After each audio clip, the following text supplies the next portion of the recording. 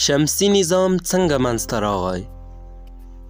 شمسي نظام له لمر او نورو 9 سیارونه چې د لمر په شاوخوا ګرځي تشکیل شوی دی. په دې کې 6 سیارې داسې دي چې ځان ته ځانګړې سپوږمۍ لري. په دې برسېره د 1500 په شاوخوا کې نور ستورو ته ورته او لکۍ لرونکي ستوري په شمسي منظومه کې شتون لري. لمر له خپلې کورنۍ سره په فضا کې خوځښت کوي. ټولې سیارې د لمر چاپیره د خوځښت په حال کې دي.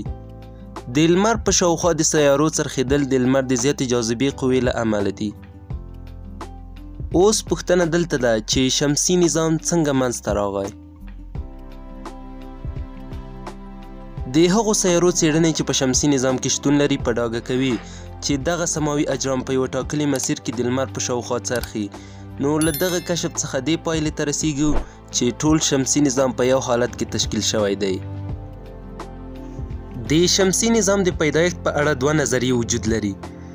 د یوې نظریې په اساس میلیارډونه کاله پخوا یو ستوری په ډیر سرعت سره د لمر له څنګ نه تېرېده او له هغه سره یې ټکر کړی دی. د دغه جنګېدو له امله له لمر څخه یوه برخه بیله شوه او دغې بیلې شوې ټوټې د لمر ګرد چاپیره په څرخېدو پیل وکړ. دغه ستوری وروسته بیا په نورو ټوټو بدل شو او 9 سیارې ورنه جوړې شوې. د دوهمې نظریې په اساس شمسي نظام د غازاتو او غبار له ډېرې غټې وریځې نه منشأ اخیستې ده. جاذبه قوې د میلیونونو کلونو په تېرېدو سره د دغو غازاتو او غبار اتومونه یو بل ته سره نږدې کړل. د زمانې په تېرېدو دغه وریځ د ګرد د یوې سطحې په څېر جوړه شوه او د خپل محور په شاوخوا یې په څرخېدو پیل وکړ. وروسته د وریځې دغه برخه په څو ټوټو بدله شوه. د جسم 90% برخه په مرکز کې متراکمه شوه او پاتې 10% برخه یې په حلقو یا کړیو بدله شوه او د متراکم شوي مرکز په شاوخوا یې په څرخېدو پیل وکړ. دغه مرکزي جسم وروسته بیا لمر او د سیارو کړۍ تشکیل کړې. د مرکزي جاذبې په وجه لمر شروع په انقباض وکړه او په نتیجه کې اندازه راکمه شوه او حرارت یې زیات شو. د حرارت د زیاتوالي په وجه د لمر په داخل کې هستوي حرارتي عملیې او کړنې شروع شوې. د لمر مرکزي حرارتي کړنې او عملیې د دې باعث شوې چې د لمر تودوخه زیاته شي او له دې څخه وروسته له لمر څخه وړانګې او رڼا په خپرېدو شوې. ټول شمسي نظام د لمر په رڼا روښانه کیږي.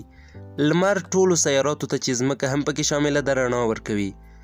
دا نظریه په 1996 میلادي کال کې د یوه مشهور فرانسوي ریاضیپوه پیرسمن لاپلاس لخوا مطرح شوې ده. دغه نظریه په لږ څه بدلون سره په پراخه پیمانه د منلو وړ ګرځېدلې ده. ډیره مننه چې د دې ویډیو تر پای پورې مو زموږ ملتیا وکړه. که مو له داسې ډول ویډیوګانو سره مینه وي نو زموږ یوټیوب چینل در سره سبسکرایب کړئ.